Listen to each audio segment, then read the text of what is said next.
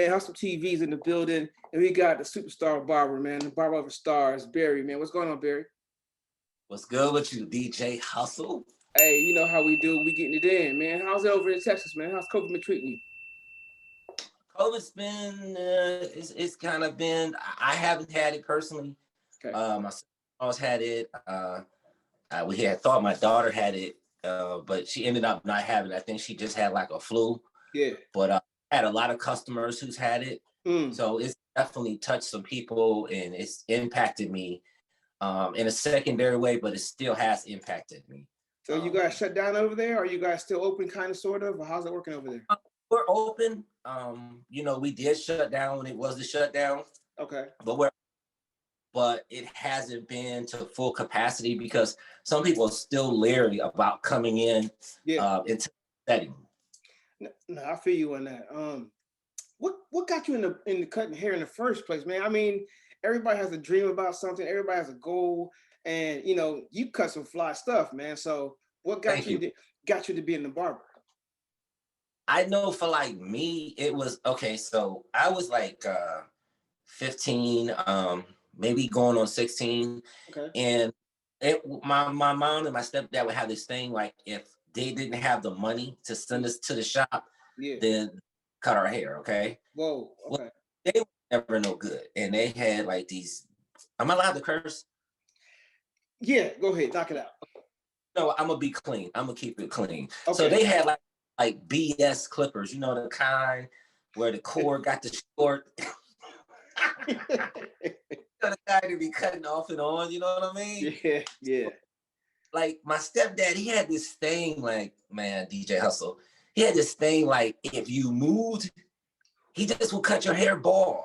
And this was during the era, bro, where if you went to school with a bald head, they would smack your head all day.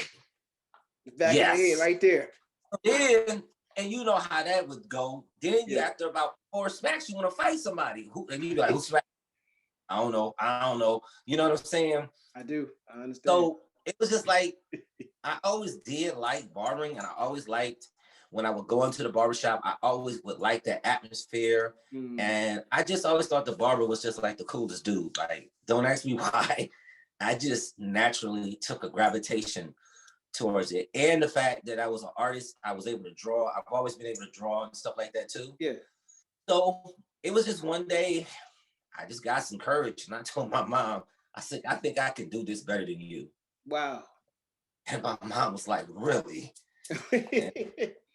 I'm like, yeah, I think, and to be honest, I really couldn't.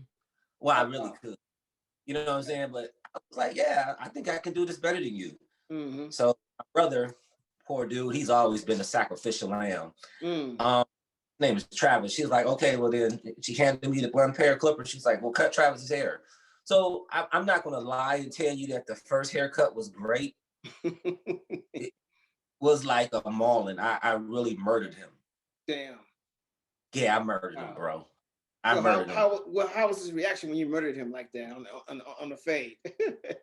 Well, me and my brother, complete opposites. Like, I always cared about how I look. He don't give a dang. Okay. So he looked at it. He was like, oh, okay. And I was like, hey, can I do it again? And he's like, yeah, I don't care.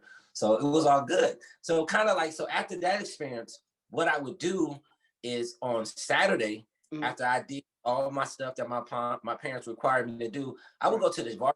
I would just sit and I would just watch. Yeah. You know what I'm saying? Yeah. And I was there like the whole day. I might would sweep the floor or something just so I wasn't, bugging nobody. I would sit and watch. And I would watch the technique. So then what would happen is when it would come time, I go home and I tell my brother, I say, hey, come here, let me try this. Yeah. And he would try it. And what was happening is the things that I was watching, I was retaining. That's when it all started coming together for me. Like, man, I'm kind of hot. You know what I'm saying? I got you. So, after I did that, I worked at a grocery store. And I always been a pretty straightforward type of guy. And I told my manager, I worked in the produce department. I was like, hey, Jeff, I can cut hair. And he's like, oh, for real? He said, well, tomorrow bring your stuff with you. I was like, seriously? He's like, yeah, bring your stuff with you. So I bring my stuff the next day. I'm in the back in the produce department in the back room, cutting, and he paid me. Wow. Yeah. So then what happens, dude, is it was other employees in there. That's like, yo, that's like, you know how to cut hair? And I'm like, yeah. And I really wasn't like no master at it, but you know, I say, yeah, you know, I just always had, yeah. So what happened was I ended up starting cutting people in the store. And then a customer in there and they wanted their tomatoes weighed. And they would peek back there like, where's the guy? They'd be like, yo, hey, little dude, you cut hair? And I'd be like, yeah. And they ask, are you allowed to cut my hair? And my manager would be like, I don't care. And that's how it got going, man. That's dope as hell, man. Everybody got a story, man. That's a hell of a story. Hustle, man. Hustle!